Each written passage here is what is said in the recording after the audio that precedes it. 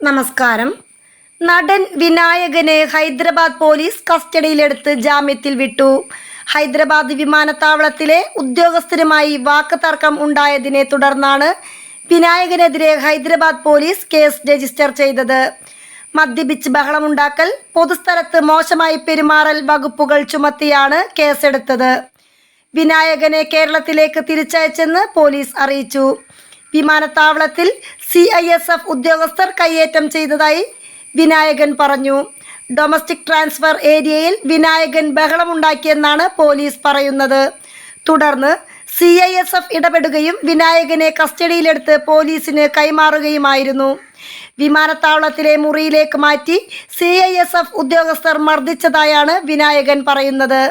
കസ്റ്റഡിയിലെടുത്തത് എന്തിനാണെന്ന് അറിയില്ലെന്നും CCTV ദൃശ്യങ്ങളിൽ തെളിവുണ്ടെന്നും അദ്ദേഹം കൂട്ടിച്ചേർത്തു. News desk മലയാളാക്ഷരം.